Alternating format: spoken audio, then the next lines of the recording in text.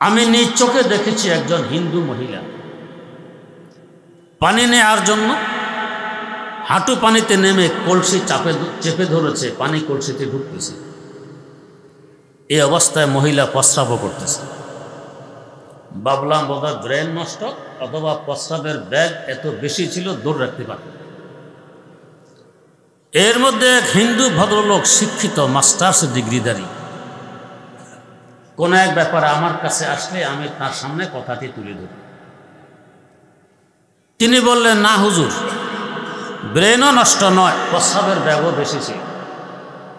তাহলে এ কাজ কেন করব? এটা আমাদের ধর্মীয় ব্যাপার। ধর্মীয় ব্যাপার? কই জি, কিভাবে? আমাদেরকে তো পানির ব্যবস্থা করেন গঙ্গা দেবী, তো আজীবন তিনি পানি আমাদের কি দিয়ে যাবেন, আমরা তাকে কিছু দিব না? তা আমরা পানি আনতে গেলে একটু পানি তাকেও দিয়ে আসি। বললাম, তিনি তো দিলেন স্বচ্ছ পানি, তার বিনিময়ে তার মুখে প্রস্রাব করে চলে আসলেন।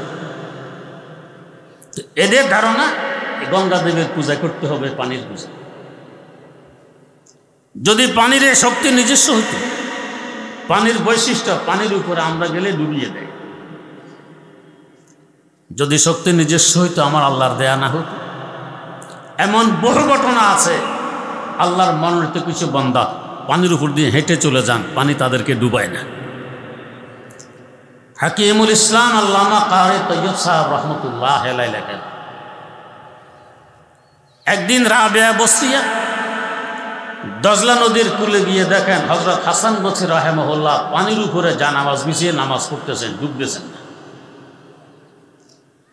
আমাদের কুমিল্লার গৌরব কুতবে ওয়াক্ত কারি ইব্রাহিম রহমতুল্লাহ আলাইহি উজানির প্রথম পীর, তার জীবনীতে আছে, খাদেম দেখতেছেন গভীর রাত জায়নামাজ কাঁধে নিয়ে পুকুরের ঘাটে গিয়ে পানির উপরে হাঁটতে হাঁটতে পুকুরের মধ্যখানে গিয়ে জানামাজ বিছিয়ে নামাজের নিয়ত বেঁধেছেন, তাহাজ্জুদ করতেছেন, ডুবতেছেন।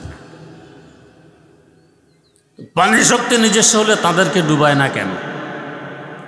বোঝা গেছে শক্তি নিজের সময় আমার আল্লাহর দেয়া।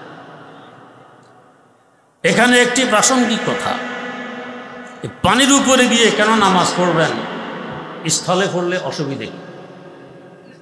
এর কারণ দুইটি।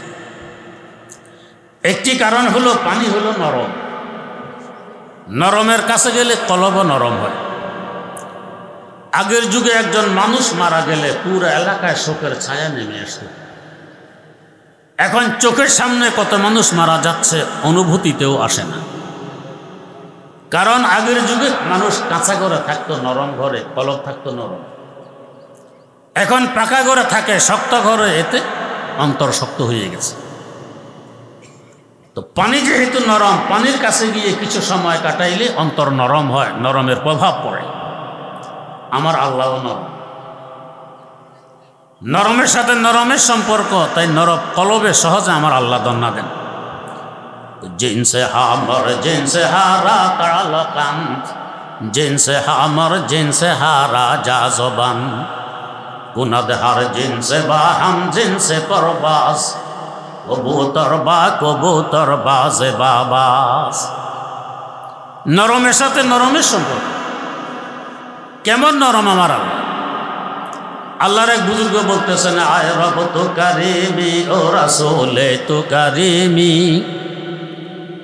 আয় রব তো কারিমি ও রাসূলে তো কারিমি, সদ শুকর কে হাসতে মমিয়ানে দো কারিমি। আল্লাহ তুমি এক মেহেরবান খোদা, তোমার হাবিব আর এক মেহেরবান নবী, দুই মেহেরবানের মধ্যখানে আমি গুনাহগার, আমি আশাবাদী ফেলে দিবে না। নিষ্ঠুররা দুয়ার থেকে তাড়াইয়ে দেয়, মেহেরবানেরা বুকে জড়িয়ে ধরে। তো মুয়াজ্জিন দ্বিতীয়বার আল্লাহু আকবার বলে জানায় দেয়, মহান তিনি, পানি নয়, উপাসনা পানির হবে না, পানির সৃষ্টিকর্তার হবে। 3 নম্বর, আমাদের মধ্যে আছে বাতাস। বাতাস আকারে আরো বড়, শক্তিও আরো বেশি। কোটি কোটি টন পানি বাতাস ধাক্কা দিয়ে দক্ষিণ মেরু থেকে উত্তর মেরু নিয়ে যায়। डॉक्टर इकबाल मरहुमेर भाषाয় कौन लाता खींच कर दक्षिण से बादे साजगार, कौन लाता खींच कर दक्षिण से बादे साजगार, ये जमी किसकी है और किसका है नूरे आफताब। পানিগুলো যদি বলে ও বাতাস, তোর ধাক্কায় আমি আর উত্তর দিকে যাব না, আমি দক্ষিণ দিকে যাব, পারবে টিকতে? পারবে না। বাতাসের শক্তি আরো বেশি, আকারও আরো বড়। মুয়াজ্জিন তৃতীয়বার আল্লাহু আকবার বলে জানায় দেয় বাতাস কিসের বড়, কিসের মহান। মহান তো বাতাসের সৃষ্টিকর্তা আল্লাহ রাব্বুল আলামিন। বাতাসের শক্তিও নিজস্ব নয়, তার দেয়া। যদি নিজস্ব হতো, হাকিমুল ইসলাম আল্লামা কারি তৈয়ব সাহেব রহমতুল্লাহ আলাইহি লেখেন, যমুনা নদীর তীরে এক আল্লাহ ওলি নদীর কূলে একটি ঝুপড়িতে বসবাস করতেন। নাম ছিল শাহদৌলা। উনি আর ওনার স্ত্রী। একদিন প্রবল বেগে বাতাস আরম্ভ হয়, তুফান শুরু হয়, ঝুপড়ি নড়বড় করতেছে, এখনই পড়ে যায়। স্ত্রী বলছেন, আরে মাথা গোজার ঠাঁই তো একটি ঝুপড়ি, পড়ে যাচ্ছে, আপনি স্থির ঘরে বসে আছেন, কি করব? বাঁশ বস নিয়ে একটু ঠেকা ঠুকা দেন। স্ত্রীর যন্ত্রণায় বাঁশ নিয়ে বেরিয়ে যেদিক থেকে বাতাস ঠেলতেছে ওদিক থেকে বাঁশ লাগাইয়ে উনিও ঠেলতেছেন, বাতাসও ঠেলে উনিও ঠেলে। এই দৃশ্য দেখে স্ত্রী বলছেন, আরে আপনার বুঝবুদ্ধি কোথায় বিদায় নিয়ে গেছে? বাতাসও ঠেলে, আপনিও ঠেলেন। আধা ঘন্টা পরে যদি ঝুপড়ি পড়তো, এখন তো আধা ঘন্টা আগে পড়বে, তাহলে কি করব? উল্টা দিক থেকে না বাঁশ লাগাইয়ে ঠেলবে। হযরত শাহদৌলা জবাব দিলেন, আমি আমার আল্লাহর সাথে হাত ধরবো? আমার আল্লাহ যেদিকে, শাহদৌলা সেদিকে। বাতাসও ঠেলে উনিও ঠেলে। আশেপাশের ঘরবাড়ি মেসমার হয়ে গেছে, শাহদৌলার নড়বড়ে ঝুপড়ির কিছু হইল। বোঝা গেছে বাতাসের শক্তি নিজস্ব নয়, আমার আল্লাহর দেয়। অনুমতি দিলে বাতাস শক্তি দেখাইতে পারে, না দিলে বাতাসের ক্ষমতা নেই, কিছু করতে পারে। 4 নম্বর, আমাদের মধ্যে আছে আগুন, আকারে আরো বড়, অনেক উপর দিয়ে কোরআয়ে না, শক্তিও বেশি।